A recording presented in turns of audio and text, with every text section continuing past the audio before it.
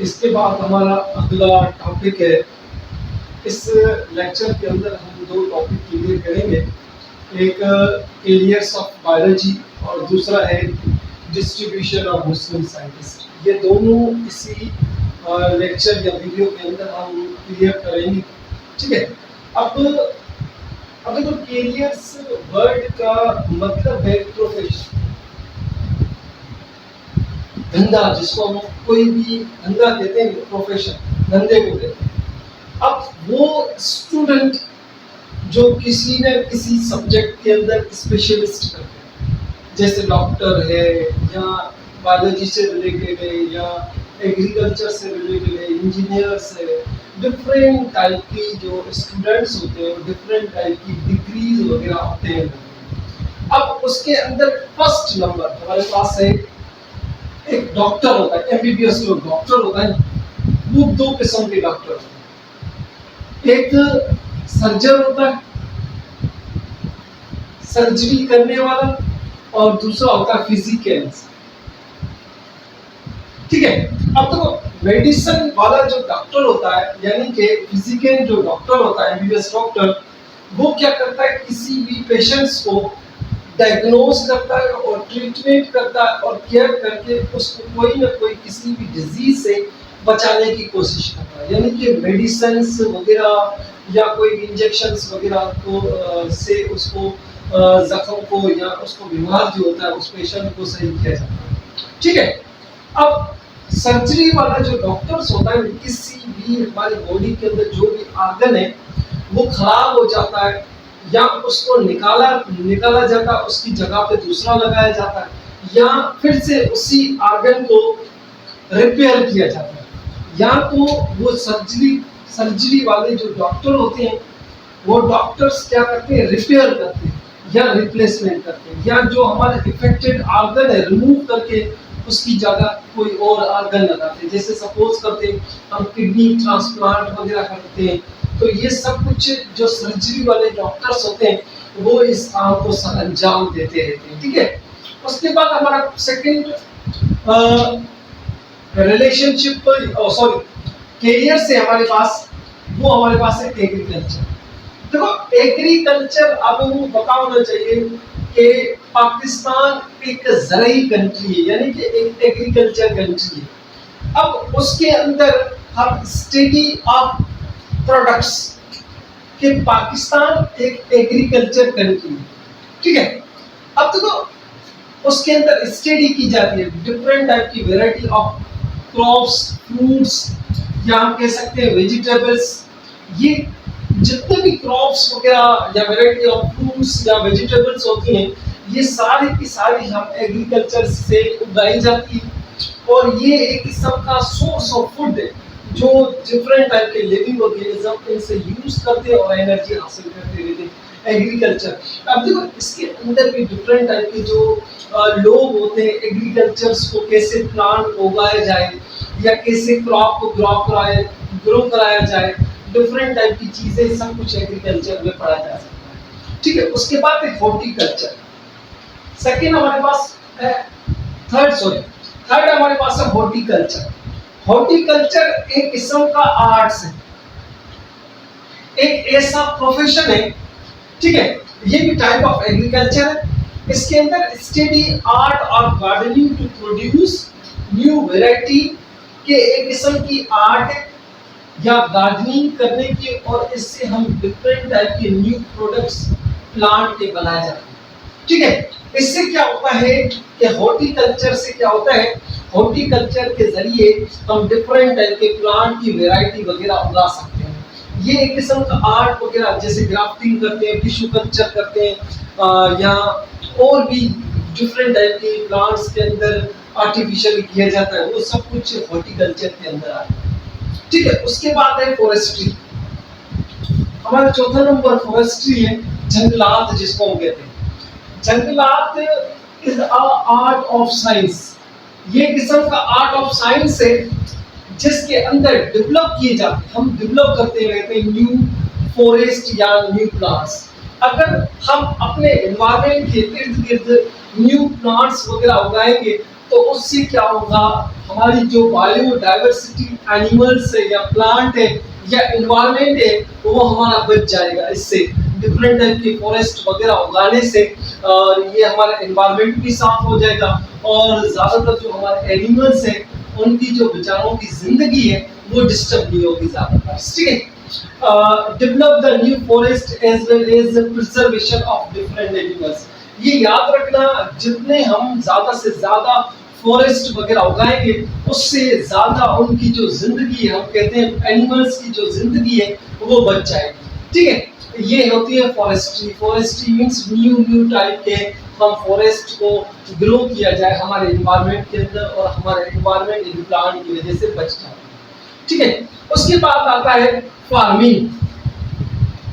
ये भी एक किस्म की प्रोफेशन है, इसके अंदर हम डेवलप करते हैं या डेवलप किया जाता है या मेंटेन किया जाता है डिफरेंट टाइप ऑफ फार्म। जैसे हमारे पास फिश फार्म है या केटल्स, डोमेस्टिक एनिमल्स वगैरह है, बकरी है या गाय वगैरह है, उनके लिए हम एक फार्म बनाया जाता है उनके लिए। उनसे हम डिफरेंट टाइप के प्रोडक्ट्स भी हासिल करते हैं, जैसे मिल्क वगैरह है या मीट वगैरह है या लेदर या वूल वगैरह भी हम हासिल करते रहते हैं, ठीक है। और ये या पोल्ट्री फार्म से चिकन्स वगैरह उनसे अंडे वगैरह लिए जाते हैं। तो ये डिफरेंट टाइप के फार्म्स होते हैं। उन एनिमल्स या उनकी हमने केयर भी करनी होती है और उनको प्लस में न्यूट्रिशन भी देनी होती है और बदले में हम उनसे भी न्यूट्रिशन हासिल करते हैं, ठीक है। उसके बाद आता है हमारे पास छठा number, animal husbandry. Animal husbandry ये भी पार्ट ऑफ एग्रीकल्चर, जिसके अंदर क्या होता है, हम उन एनिमल को केयर करते हैं और ब्रीडिंग कराते हैं। ब्रीडिंग वर्ड का मतलब है कि डिफरेंट टाइप के जो एनिमल्स है उन मेल और फीमेल को मेट कराने वाले सिस्टम को हम कहते हैं ब्रीडिंग। और ब्रीडिंग से हमें न्यू ऑफस्प्रिंग्स वगैरह मिलते रहते हैं, ठीक है। और उससे डोमेस्टिक एनिमल्स हमारे लिए बेनिफिशियल है। जितने ज्यादा डोमेस्टिक एनिमल बनेगी उतने ज्यादा हमें बेनिफिट्स मिलते रहेंगे, ठीक है। उसके बाद है हमारे फिशरीज। फिशरीज यानी कि जैसे ये डिफरेंट टाइप की फिश फार्म, केटल फार्म वगैरह बनाए जाते हैं। एक फिश भी फार्म बनाया जाता है, एक तालाब के अंदर डिफरेंट टाइप की फिशेस वगैरह को ग्रो किया जाता है, ठीक है। स्टडी ऑफ फिश प्रोडक्ट्स या टू इंक्रीज द क्वांटिटी और quality of the fish products. तो उससे ये भी आप लोगों को पता होना चाहिए कि फिश भी एक सोर्स ऑफ प्रोटीन है। सबसे ज्यादा जो हम कहें सोर्स ऑफ प्रोटीन है वो हमारा कौन है, फिश है। और ये याद रखना, फिश को एक तालाब के अंदर न्यूट्रिशन दी जाती है और वो ग्रो करती रहती है। जब बड़ी हो जाती है तो हम अपने न्यूट्रिशन के लिए यूज करते रहते हैं। ऐसे फिशरमैन जो होते हैं ज्यादातर वो फिशेस को पकड़ के उनको न्यूट्रिशन देते हैं और हमारे कंट्रीज या अदर कंट्रीज के अंदर बेचते हैं, उनसे प्रॉफिट वगैरह हासिल करते हैं या अपने खाने के लिए भी यूज करते हैं। उसके बाद आते हैं हम बायोटेक्नोलॉजी। हालांकि ये हम तीसरी बार इसके अंदर पढ़ रहे हैं। ये याद रखना कि बायोटेक्नोलॉजी एक किस्म की सेंसेशन प्रोफेशन है। सेंसेशन मींस इसके अंदर गलती की गुंजाइश नहीं होती। गलती की गुंजाइश क्यों नहीं होती है?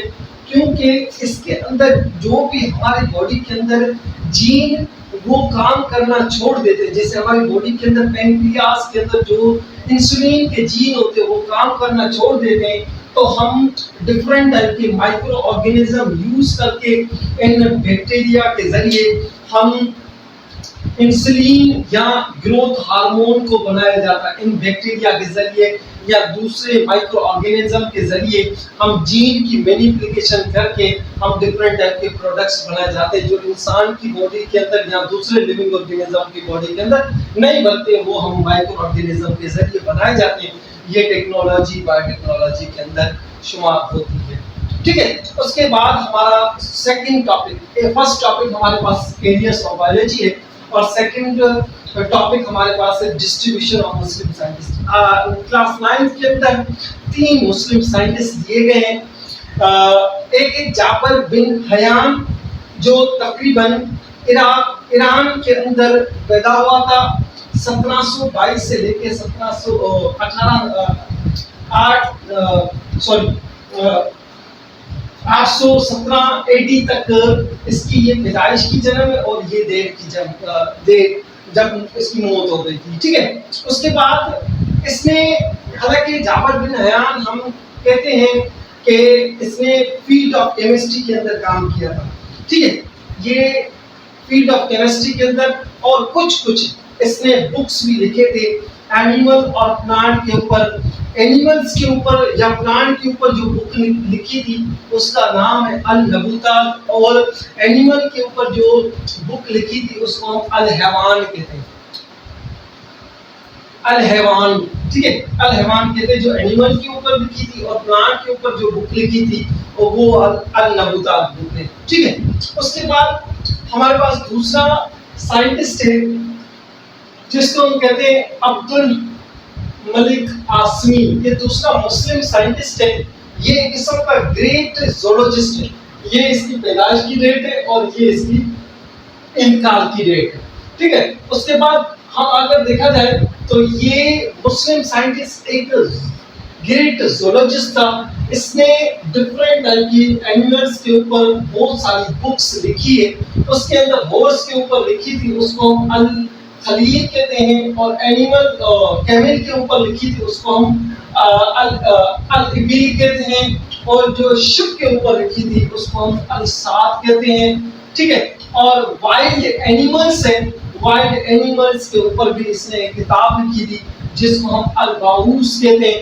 और ह्यूमन इंसान के डिफरेंट बॉडी पार्ट्स है उसके ऊपर भी ये बुक लिखी थी जिसको हम खलील इंसान कहते हैं।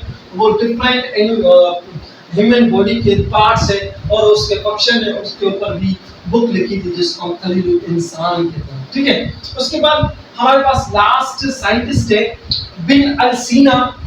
बिन अल सीना को एक लक़ब भी दिया गया था जिसको हम founder of Pakistan, founder of medicine, ठीक है। इसने फर्स्ट टाइम मेडिसिन, जैसे कायदे आज़म है फाउंडर ऑफ पाकिस्तान है, ऐसे इसने भी ये भी फाउंडर ऑफ मेडिसिन था, इसलिए इसका इसको एक लक़ब दिया गया था जिसको हम एवनोसिना इन द वेस्ट कहा जाता है। फाउंडर ऑफ मेडिसिन की वजह से एवनोसिना इन वेस्ट का भी इसको नाम दिया जाता है, ठीक है। उसके बाद इसने डिफरेंट टाइप की इंसान की बॉडीज के अंदर डिफरेंट टाइप की बीमारियां आइडेंटिफाई की थी। उसके अंदर सबसे पहली जो बीमारी है टीबी यानी कि ट्यूबरकुलोसिस, और एक और बीमारी है जिसको हम मैग्नेटिस कहते हैं, मैग्नेटिस कहते हैं।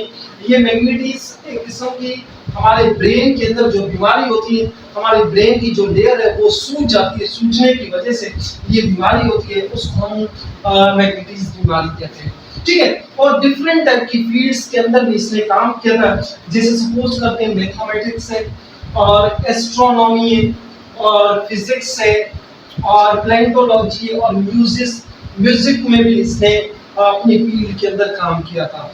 इसने भी बुक लिखी है अल कानून नाम का, एक अल कानून है, और फिल तब अल सफा भी एक इसने बुक लिखी थी। ये डिफरेंट टाइप के मुस्लिम साइंटिस्ट है और प्लस में और कैरियर्स ऑफ बायोलॉजी है। इंशाल्लाह ताला इसके बाद हम नेक्स्ट टॉपिक पढ़ेंगे। अल्लाह हाफिज़।